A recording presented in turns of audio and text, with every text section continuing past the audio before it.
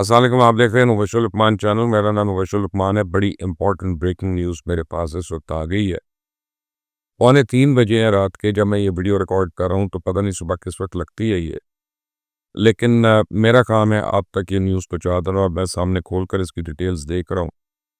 तो बहुत ही जो हम प्रिडिक्शंस कर रहे थे, काफ़ी दिन से प्रिडिक्शंस कर रहे थे कि ऑपरेशन सिंदूर के बाद हिंदुस्तान में बड़ा सीरियस पॉलिटिकल क्राइसिस हो गया, और अपोजिशन पार्टीज जो हैं वो मोदी के खून की प्यासी तो हुई हुई थी। अब परसों जब प्रेसिडेंट डोनाल्ड ट्रंप ने ये ऐलान कर दिया कि पाकिस्तान ने हिंदुस्तान के 5 जहाज़ गिराए हैं, जिसकी कंफर्मेशन उन्होंने दे दी, तो उस बाद इंडिया के अंदर जो है वो बहुत ज़्यादा पॉलिटिकल विच हंटिंग शुरू होगी। कौन जिम्मेदार है, कौन इसका रिस्पॉन्सिबल है, हमें बताया क्यों नहीं।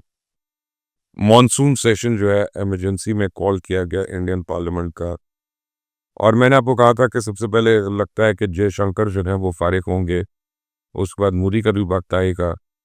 लेकिन अभी खैर उन दोनों का वक्त नहीं आया। वक्त आया है हिंदुस्तान के वाइस प्रेसिडेंट ने, जगदीप धनखड़। हिंदुस्तान के वाइस प्रेसिडेंट हैं, उन्होंने इमीडिएटली रिजाइन कर दी है अभी थोड़ी देर पहले। आज उन्होंने जब रेजिग्नेशन दिया तो वो एक टिपिकल रेजिग्नेशन था, जिसमें उन्होंने कहा कि जी मेरी तबीयत ख़राब है और मैं अपनी जिम्मेदारियां पूरी नहीं कर सकता। मैं वज़ीर आज़म का और कैबिनेट मिनिस्टर्स का शुक्रिया अदा करता हूँ कि उन्होंने मुझे मौका दिया। लेकिन अब मेरे डॉक्टर्स मुझे कह रहे हैं और मेरी सेहत मुझे इजाज़त नहीं दे रही, मुझे कंटिन्यू नहीं करना। लेकिन अब आज ही के दिन की मैं कुछ और वजाहत आपको बताता हूँ जो मैंने खोली। उन्होंने अभी सुबह को राज्यसभा का जो उनकी सेनेट जो है उसको वो चेयर कर रहे थे, उसका उन्होंने सेशन किया। उसके बाद उन्होंने बिजनेस एडवाइजरी कमेटी की मीटिंग कॉल की हिंदुस्तान के अंदर, और उसको उन्होंने हेड किया और उसको चेयर किया। और बुध के दिन वो जा रहे थे राजस्थान, और उन्होंने वहाँ पे नए जो इलेक्टेड मेंबर्स हैं, कमेटी मेंबर्स हैं, confederation of real estate developers association of India, वहाँ पे उन्होंने उन सारों से मीटिंग्स वगैरह करनी थी। और ये अभी सुबह को उन्होंने एक जज के ऊपर इम्पीचमेंट नोटिस जो है उसको भी एडमिट किया, और उस पर काफ़ी लेदे हो रही थी। और सडनली जब वो आए हैं 5:30 बजे, 5:30 6:30 तो उसके बाद उन्होंने कहा कि जी मेरी तबीयत नहीं ख़राब, ठीक है, मुझे डॉक्टर्स कह रहे हैं कि आप कंटिन्यू मत करें। तो मैंने कंटिन्यू नहीं किया। हो क्या रहा है यहाँ पे? जो इनसाइड स्टोरी है वही है कि भारतीय आर्मी जो है उसमें और पॉलिटिशियंस में बड़ी सीरियस डिवाइड आ गई है, बड़ी सीरियस रिफ्ट हो गई है। इंडियन आर्मी जो है वो पॉलिटिशियंस को मिसालें दे रही है कि जनाब आप ये देखें कि आपने हमारी बात नहीं मानी है, कभी भी नहीं मानी, और हमें इतना नुकसान हो गया। हो क्या रहा है? हो ये रहा है कि हिंदुस्तान में जो पॉलिटिशियंस हैं और ब्यूरोक्रेसी है वो बहुत स्ट्रांग है, और जब फौज के लिए कोई परचेजिंग होनी होती है तो पॉलिटिशियन डिसाइड करता है कि फौज को कौन सा इक्विपमेंट देना है। अगर फौजी ये कहता है कि जी मुझे ये तैयारा चाहिए, या फलां तैयारा चाहिए, या फलां मिसाइल चाहिए, तो वो कहते हैं नहीं हम डिसाइड करेंगे।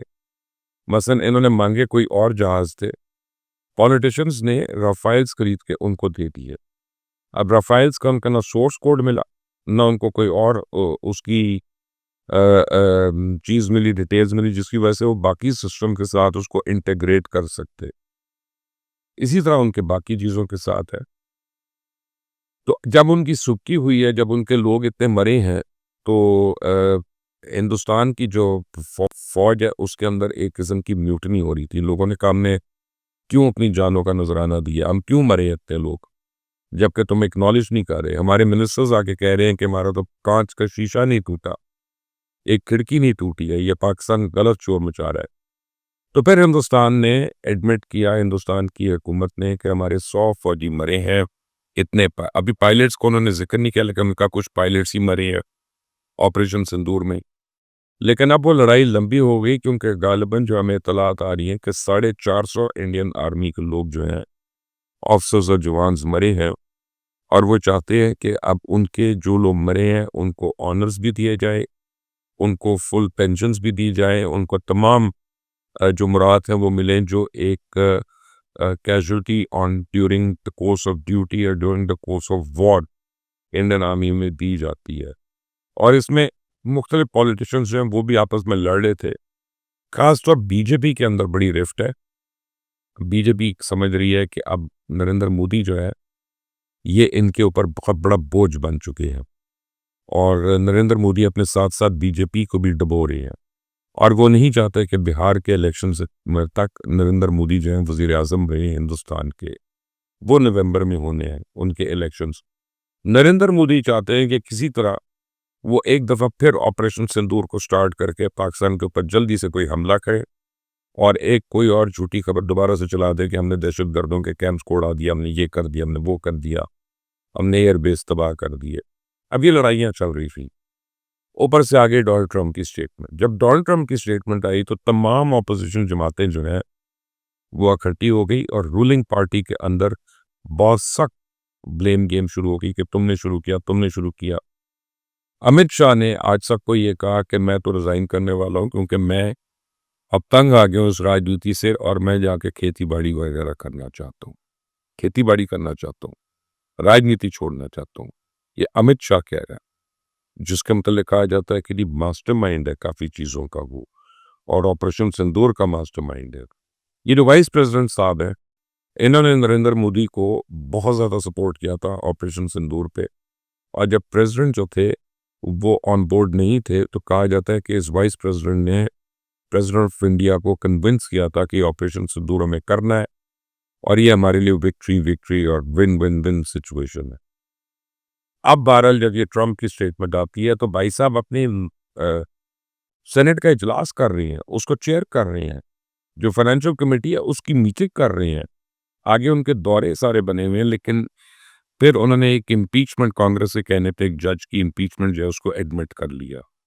उसके ऊपर उनकी रूलिंग पार्टी में ड्यूरिंग द लंच ब्रेक बड़ा वावेला हुआ, और उन्होंने कहा कि ये तो कांग्रेस पार्टी के हाथों बिक गया है, गिर गया है, ये है, उनके ऊपर इल्जामात लगे, और उन्होंने आके वहां पे रिजाइन कर दिया।